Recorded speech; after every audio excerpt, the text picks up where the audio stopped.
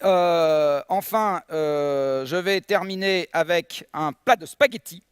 Certains d'entre vous dans cette salle sont dans des entreprises. Alors je vais vous montrer que le problème que je viens d'évoquer peut s'inviter par des tas de portes et fenêtres et qu'on n'est pas en train de parler d'un problème qui se traite en silo, page 3 du journal, à côté des problèmes sérieux qu'on traite quand on a le temps, hein, mais de quelque chose qui s'invite absolument partout dans la vie des entreprises.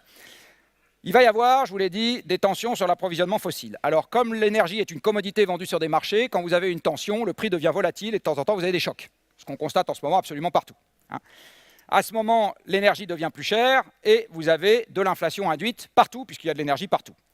Par des effets d'asservissement sur les marchés, vous avez également des tas de matières premières qui deviennent plus chères, les céréales, l'or, etc. Crac, re-impact sur les coûts. Mais comme vous n'avez pas assez d'énergie, c'est ça qui a provoqué la hausse de prix, par ailleurs, vous avez une récession. Et à ce moment, la récession vous impacte vos recettes. Alors, ce que je suis en train de vous faire là, vous pouvez le faire sur l'État, sur une collectivité locale ou sur votre propre budget. Enfin, je veux dire, c'est toujours le même raisonnement. Hein. Le changement climatique à l'œuvre, de temps en temps, nous prive de ressources. Typiquement, les grandes canicules qu'on a maintenant à répétition font des pressions très fortes sur les ressources agricoles. Celle de 2010 a provoqué, pour partie, le bazar du printemps arabe début 2011. Hein, les pays, la Tunisie et l'Égypte sont de très gros importateurs de céréales. Et à ce moment, vous avez également un impact sur les coûts, sur le chiffre d'affaires.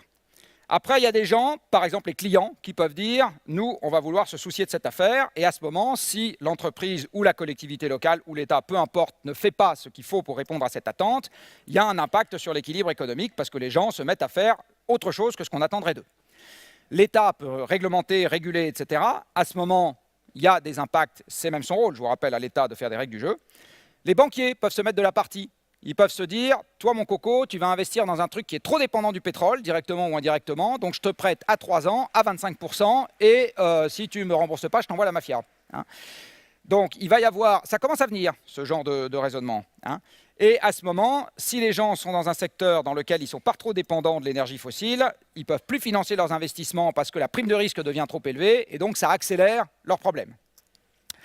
Enfin, il peut y avoir un sujet de gens qui ont besoin, qui sont qualifiés pour s'en occuper, et s'ils ne sont pas là parce que recrutés suffisamment à l'avance, au moment où le problème n'est pas encore crucial, le jour où le problème devient un peu plus crucial, ben, les gens pour gérer le problème ne sont pas là, et à ce moment, vous avez une pression supplémentaire. Et enfin, vous avez au milieu de tout ça, ça aurait mérité un débat à lui tout seul, les ONG, dont le métier est de secouer le cocotier, quoi qu'il en tombe du reste, hein, parce que leur métier est de secouer, pas trop de sélectionner les noix de coco, et qui ont pour vocation de mettre de l'agitation dans tout ce tableau. Voilà, j'ai dépassé de 2 minutes, je suis absolument désolé pour les organisateurs.